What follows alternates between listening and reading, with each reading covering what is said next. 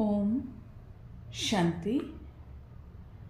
ब्रह्मा बाबा के 18 कदम, आज 15वां कदम।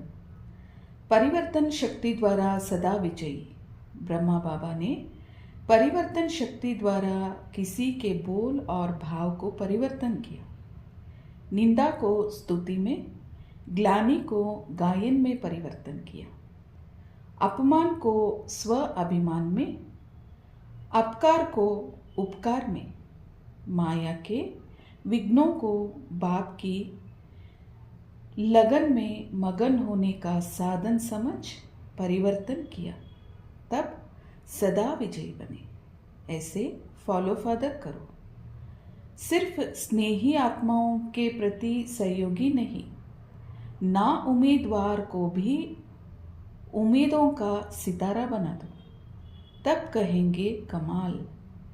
इसे कहा जाता है फॉलो फादर।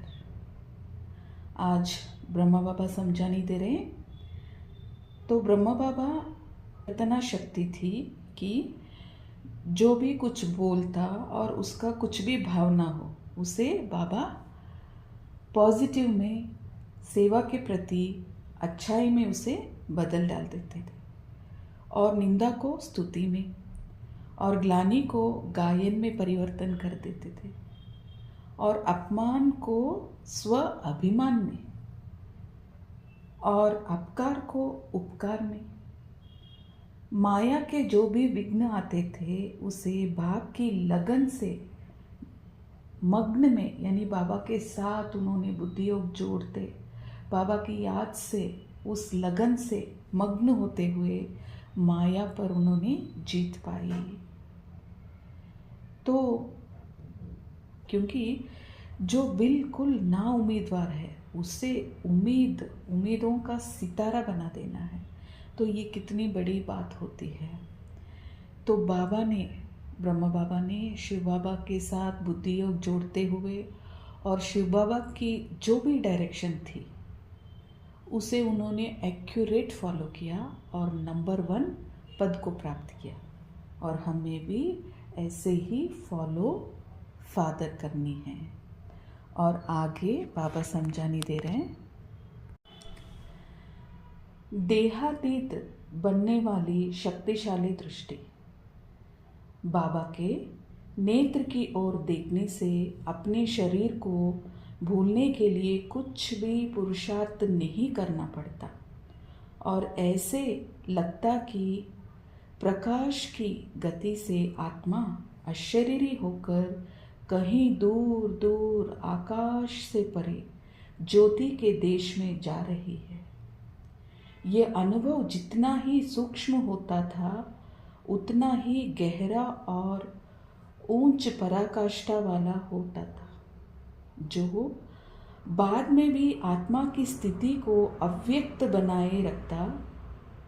इससे स्पष्ट समझा जा सकता है कि बाबा की योग की स्थिति कितनी परिपक्व थी, शक्तिशाली एवं गहन रहती होगी और स्वयं कितने देहातीत एवं अव्यक्त अवस्था में रहते होंगे। बाबा कह रहे हैं देहातीत बनने वाली शक्तिशाली दृष्टि थी ब्रह्मा बाबा की। तो बाबा के नेत्र की ओर जो भी देखते थे अपने को अशरीरी का अनुभव करने के लिए उन्हें ज़्यादा पुरुषार्थ नहीं करना पड़ता था और ऐसे लगता था कि प्रकाश की गति से आत्मा अशरीरी होकर दूर दूर आकाश से परे ज्योति के देश में जा रही है। तो ऐसे अनुभव जितना ही सूक्ष्म होता था उतना ही गहरी और ऊंच पराकाष्ठा वाला होता था, जो बाद में भी आत्मा की स्थिति को अव्यक्त बनाए रखता था। तो इससे स्पष्ट समझा जा सकता है कि बाबा की जो योग की स्थिति थी वह कितनी परिपक्व थी और शक्तिशाली एवं गहन रही होगी और स्वयं कितने देहातीत एवं अव्यक्त अवस्था में रहे होंगे। तो बाबा का जो अनुभव है स्थिति का, तो आज पूरी समझानी इसमें मिल रही है। हमें भी ऐसे ही फॉलो फादर करनी है। इस अव्यक्त महीना में जो भी बाबा से हमें डायरेक्शन मिल रहा है, उसे हमें फॉलो करना है, अपने जीवन में उसे लाना है, उसे अमल में लाना है अपने जीवन में।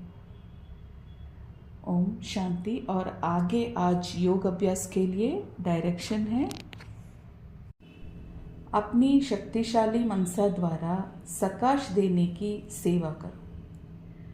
मनसा सेवा के लिए मन बुद्धि व्यर्थ सोचने से मुक्त होना चाहिए। मन मना भाव के मंत्र का सहज स्वरूप होना चाहिए। जिन श्रेष्ठ आत्माओं की श्रेष्ठ मनसा अर्थात संकल्प शक्तिशाली है, शुभ भावना शुभ कामना वाले हैं, वह मनसा द्वारा शक्तियों का दान दे सकते हैं। देखिए आज डायरेक्शन कितनी अच्छी रीति से और गहराई से दी जा रही है कि मनमना भाव के मंत्र का सहज स्वरूप जो होते हैं, जिन्हें श्रेष्ठ आत्माओं की श्रेष्ठ मनसा अर्थात संकल्प शक्ति है, शुभ भावना और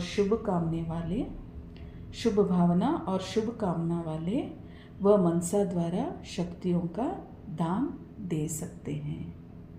तो जो भी समझानी दी गई है उसे सही तरह से समझकर मनसा द्वारा सकाश देने की सेवा करें। ओम शांति।